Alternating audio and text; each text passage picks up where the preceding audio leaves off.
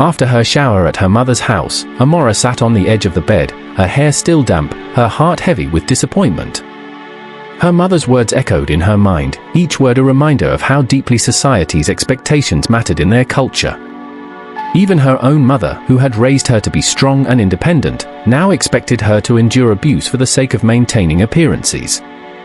The room felt suffocating. Through the window, she could see children playing in the street, their laughter a huge difference to the darkness that had taken over her life. She heard her phone ringing. She checked the caller ID and found out it was Chidi. She ignored it, then he sent a message, telling her that he was going to be traveling for a business trip and he will be out of town for some days. An angry Amara rose up from the bed. She began to pace. Each step brought forth a memory, the way Chidi had looked at her when they first met, his gentle smile during their courtship, the proud glance they had shared at their wedding. When had it all changed? When had love transformed into control, and affection into abuse? She needed air. Without bothering to change from her simple dress, Amara slipped on her flat slippers and headed for the door. Her mother called out from the kitchen, but Amara pretended not to hear. She couldn't bear another conversation about being patient or praying harder. The streets were quieter now, the sun beginning to set. Amara walked without direction, her mind replaying the scene at the bar, Chidi with that woman, so carefree, so different from the monster he had become at home. Tears blurred her vision, but she kept walking. God, she whispered, her voice breaking, I've tried. I've tried so hard to be a good wife, to be patient, to be understanding, but I can't do this anymore. I can't live like this. Her feet carried her past familiar landmarks, the church where she had gotten married, the school where she used to teach during university, the park where Chidi had first told her he loved her. Each place now seemed tainted with the bitterness of broken promises. Amara was exhausted, physically and emotionally. Months of suppressing her pain, of making excuses for Chidi's behavior, of trying to be the perfect wife, it all came crashing down. She felt empty, like a shell of the vibrant woman she had once been. Lost in her thoughts, Amara didn't notice she had wandered into the middle of the road. The screech of tires came too late. Bright headlights flooded her vision, and she froze. She was so frightened that she couldn't move or think. Time seemed to slow down. The impact was less violent than she had expected. The driver had managed to brake significantly, but it was enough to send her down to the ground. Pain shot through her body. Oh my God! Are you all right? A man's voice, panic-stricken and genuinely concerned, cut through the confusion. Footsteps rushed toward her. Please, don't move. I'm calling an ambulance. Amara tried to sit up, but gentle hands kept her still. Through her blurred vision, she could make out a well-dressed man, in his late 30s, his face filled with worry. I'm James, he said, his hand steady on her shoulder. I'm so sorry. Please, just stay still until help arrives. The world started spinning, and Amara felt consciousness slipping away. The last thing she heard was James speaking urgently into his phone, giving their location to emergency services. As darkness closed in, a strange sense of peace washed over her. For the first time in months, she didn't have to pretend everything was fine. The hospital room was quiet except for the steady beep of monitors. Amara's eyes fluttered open to find her mother dozing in a chair beside her bed. The white walls and antiseptic smell brought reality rushing back the walk, the accident, James's worried face. A doctor entered the room, her white coat spotless, her manner professional but kind. I'm Dr. Reynolds. How are you feeling? I'm okay, I think, Amara managed, her throat dry. Nothing feels broken. You're very lucky, you have mostly bruises and a mild concussion. But there is something else we need to discuss. The doctor glanced at Mrs. Comfort, who had awakened. Would you like to speak privately? Amara shook her head. Whatever it is, my mom can hear it. Dr. Reynolds nodded, consulting her chart. During our routine blood work, we discovered you're pregnant. About 6 weeks along. The baby wasn't harmed in the accident, but you will need to take extra care of yourself going forward. The news hit Amara like a physical blow. Pregnant, a baby, Chidi's baby. Her hand instinctively moved to her stomach as tears welled up in her eyes. This changed everything, or didn't it? Should she stay in an abusive marriage for the sake of her child? Or was leaving now more important than ever? Her mother's excited tone brought her back to the present. A baby? Oh, Amara, this is wonderful news. Wait until Chidi hears. Amara cuts in. No. Amara's voice was stronger than she expected. Mom, please. I need time to process this. Please don't tell him yet.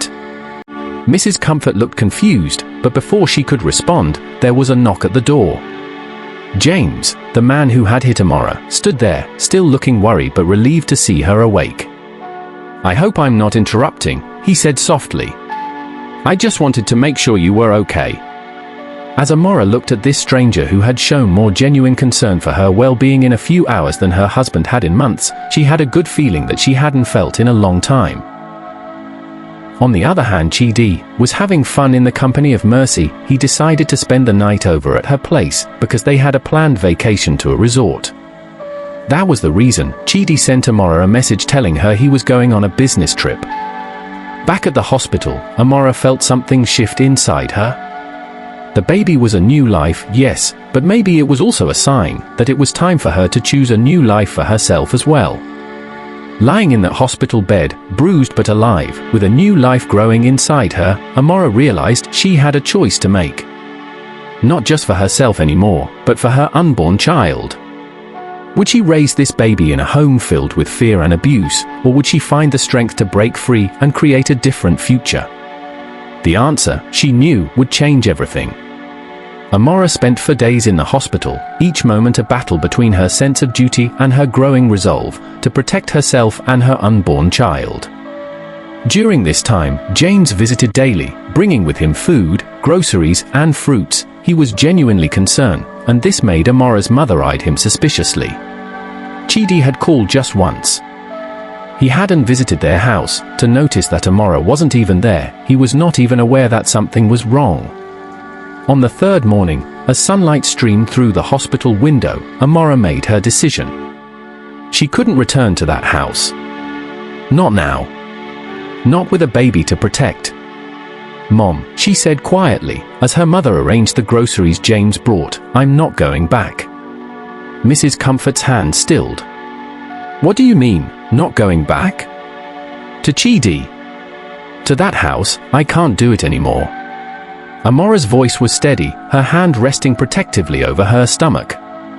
This baby deserves better than to grow up watching their father abuse their mother. But Amara. No, Mom. Listen to me, really listen. Amara sat up straighter in the hospital bed. If I had a daughter, and she came to me telling me her husband was treating her the way Chidi treats me, what would you want me to tell her? To stay? To endure? To pray harder? Her voice cracked. Would you want your granddaughter to think that's what love looks like? Mrs. Comfort sank into the chair beside the bed, her face troubled. But where will you go? What will people say? I'll stay with Aunty Grace in Abuja. Aunty Grace was her mother's younger sister, a successful businesswoman who had never been married, and she lived life on her own terms. She's already offered.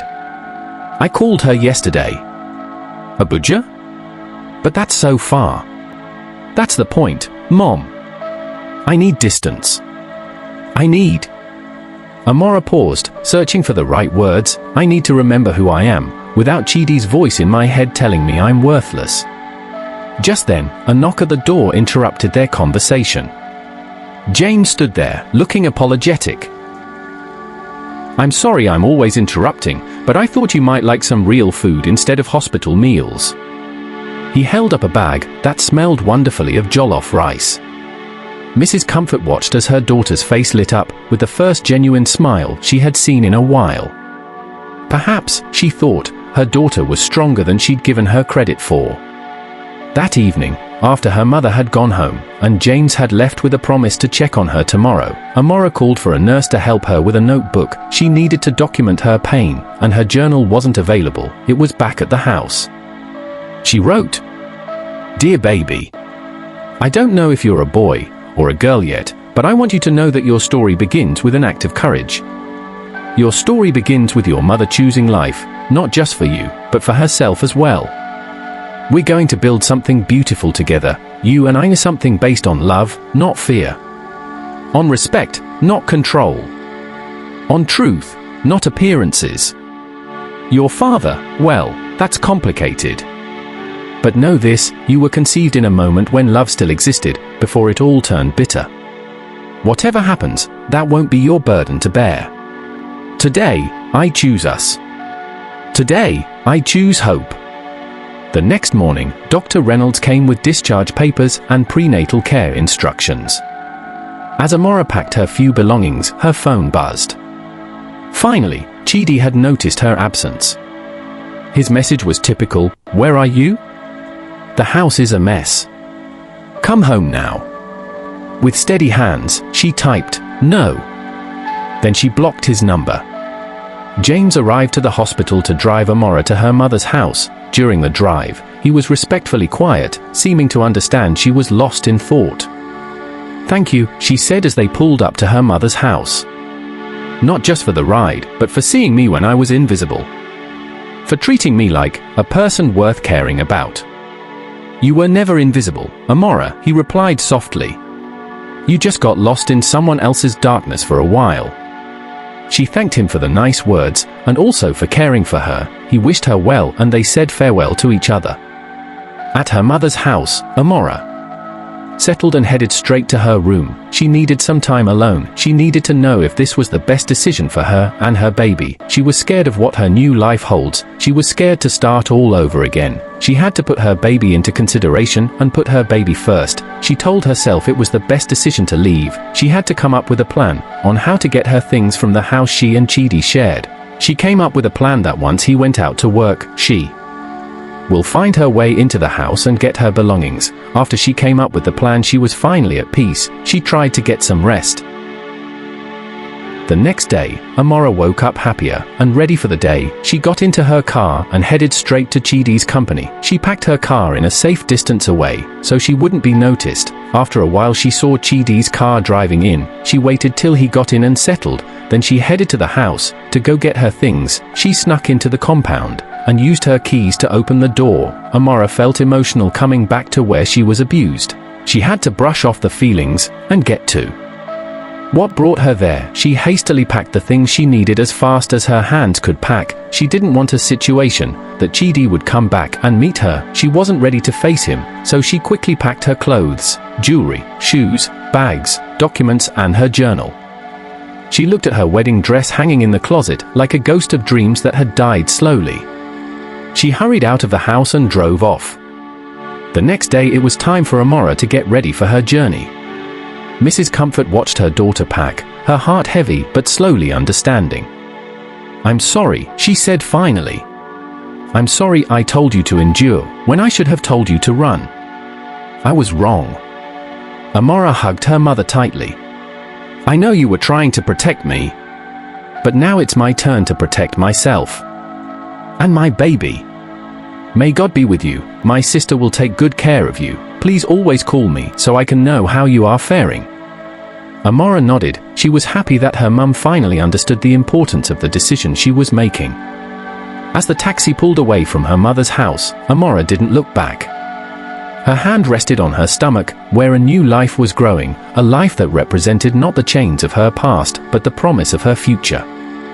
Her phone buzzed with a message from Aunty Grace. "Your room is ready, my brave girl. We'll face whatever comes together." Tears rolled down Amara's cheeks, but for the first time in years, they weren't tears of pain. They were tears of relief, of release. In her journal, she wrote, "Today marks the beginning. Today, I choose to believe that my scars are not signs of weakness, but medals of survival. Today, I understand that leaving is not giving up, it's choosing to live. My child will know their mother's strength. They will know that love doesn't hurt, that marriage isn't a prison, that women are not possessions to be controlled. Chidi tried to break me, but instead, he made me rebuild myself stronger." Amara felt genuine inner peace. As the taxi moved through Lagos traffic, Heading toward the airport, Amara felt a peculiar lightness in her chest. She was terrified, yes, but it was the kind of terror that comes with freedom. She realized that every step forward was now her choice to make. James put a call across to Amara. She informed him that she was already on her way to the airport. He wished her a safe trip and shared some encouraging words with her. The conversation made her happy, and it assured her that she had people who cared about her. She smiled, tucking the phone away. The future was uncertain, but for the first time in years, it was hers to shape. She had choices. She had support. She had hope. Most importantly, she had herself again. As the taxi pulled up to the airport, Amara straightened her shoulders. She carried her luggages and went ahead to board her flight. The Abuja afternoon sun cast long shadows through Aunty Grace's spacious apartment as Amara unpacked her belongings. She had arrived just hours ago, and Aunty Grace was happy to see her. She welcomed her properly. Amara felt pleased to be reunited with her auntie. The last time they saw each other was when Aunty Grace attended Amara's wedding. Amara's hand instinctively rested on her still flat stomach, a gesture that was quickly becoming a habit. "The guest room is yours for as long as you need it," Aunty Grace had declared, helping her settle in. Unlike her mother, Aunty Grace didn't bother her with questions about Chidi. She demanded no explanations. Instead, she simply said, "Sometimes the bravest thing a woman can do is start over." The first night in Abuja, Amara lay awake, listening to the unfamiliar sounds of her new neighborhood. She received a message from James. He was checking in, as he had every day since the accident. "Made it safely?" "Yes. Thank you for caring." "Always will." She smiled at his response. She was tired after the long day. She went to sleep. About 2 hours later, Amara woke up scared. She had a nightmare about Chidi trying to take her baby from her. She went ahead to pray for herself and her unborn baby. She picked up her phone to check the time when she saw an unread message from an unknown number. She froze as she read the contents of the message. "Where are you? You can't just leave like this. Think about what people will say." She realized it was Chidi. Her hands trembled as she blocked this number too, knowing it wouldn't be the last. He had always been resourceful when it came to getting what he wanted. The next day, Aunty Grace prepared different delicious meals for Amara. She was really grateful to her auntie. They both ate and had some bonding time. When they were done with their meal, they went over to relax in the sitting room. Amara and her auntie discussed about her baby, and she assured her that she will support her through her pregnancy. Aunty Grace spoke up. "I hope Chidi and his family are not aware of the pregnancy, because they might want to use that as a reason to lure you back to that marriage." "Yes, auntie, they are not aware. I already told my mother to keep it as a secret, because I don't want Chidi to try to find me and make my life difficult. I just want to train my child in a peaceful and healthy environment. I intend to get a job, and I have some money saved up, so I will be able to rent an apartment soon." "You don't need to worry about getting an apartment, dear. You are my niece, and we are family. My house is your house, so please stay here, so I can take care of you and your unborn baby properly. And about the job, I will make some inquiries and find something suitable for you." Amara was emotional and thankful to her auntie for all her kindness. Back at Chidi's house, he started to get frustrated. All his attempts to reach Amara were failing. He needed to distract himself from her absence, so he went over to Mercy's house because he craved a home-cooked meal. He had been eating takeout since Amara left, but he was disappointed when Mercy refused to cook because she just had her manicure done.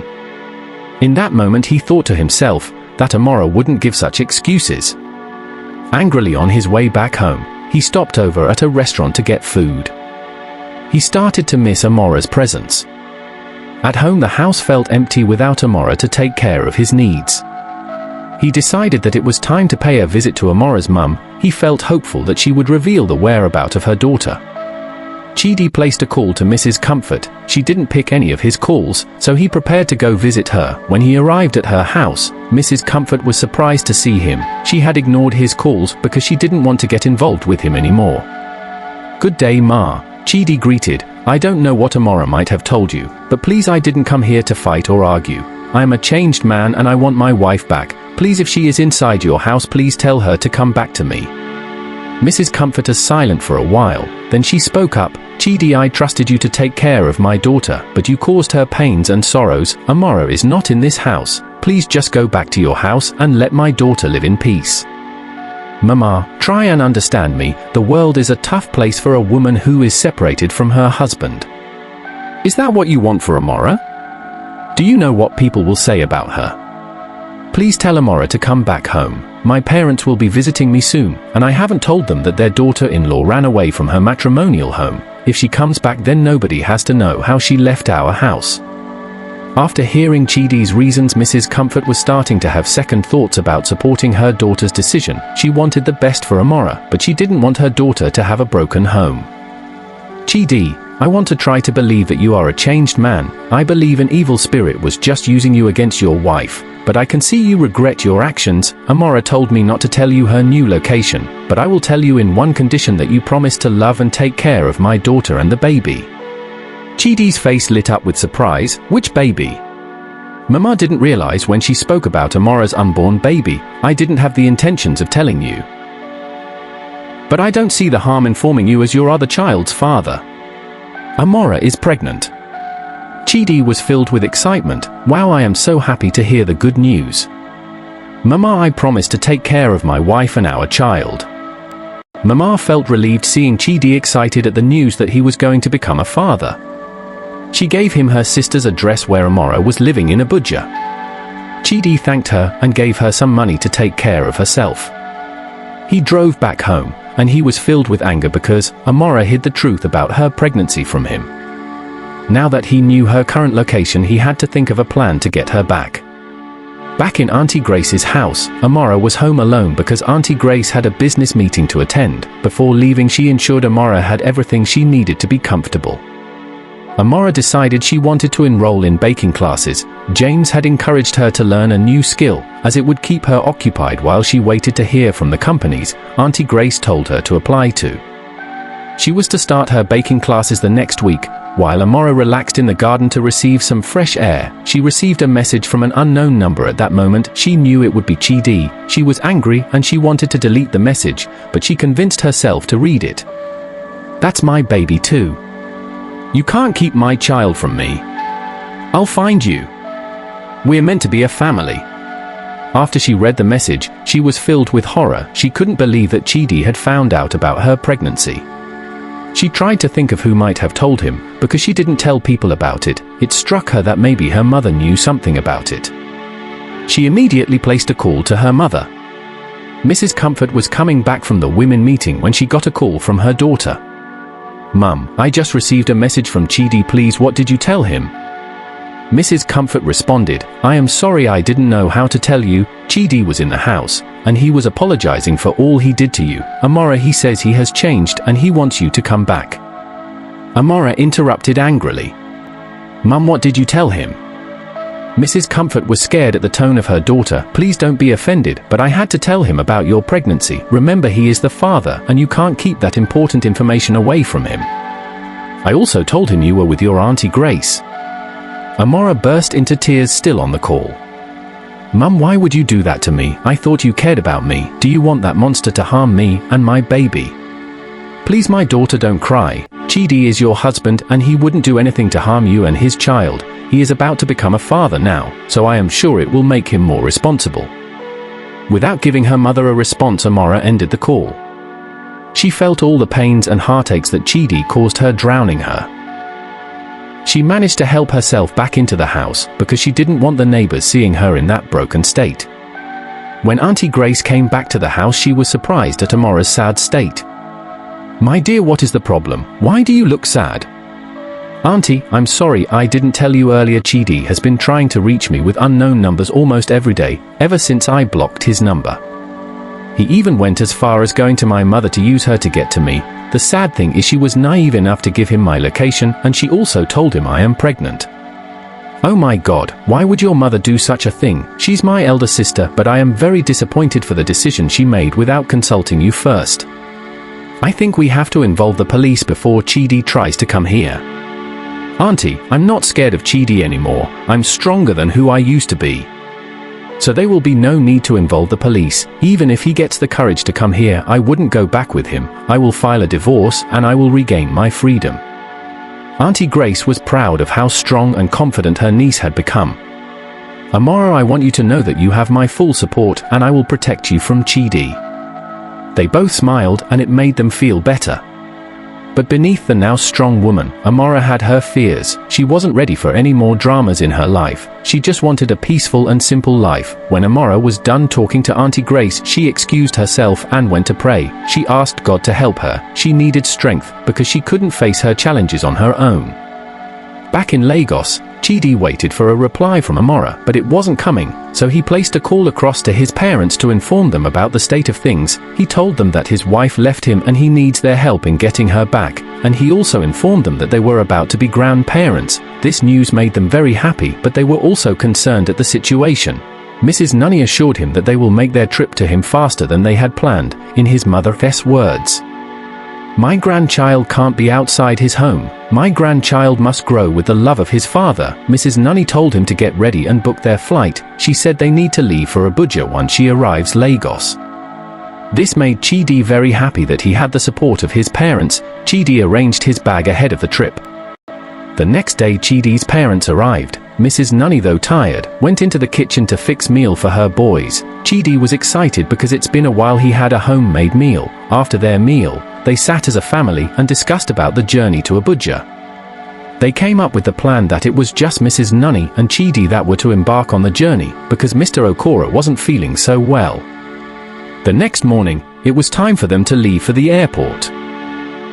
Chidi ordered a ride to get them to the airport. They wished Mr. Okoro farewell and he also wished them best of luck bringing Amara back. They touched down Abuja and headed straight to the address Mrs. Comfort had sent to Chidi. Amara was fast asleep when she heard a knock on the door. She was calling out on her auntie to find out if she forgot her keys, or if it was the security. She went to open the door, and to her surprise she saw Chidi and his mother standing at the door. Her face was filled with shock. Hello, our amazing subscribers, and new subscribers to come. I hope you enjoyed our suspenseful and mind-blowing episode 2. Please share with us the lessons you have learnt from this story in the comment section, as this will help us connect with every one of you. We truly appreciate your support. Please share, like and subscribe to this channel for more entertaining stories. We love you.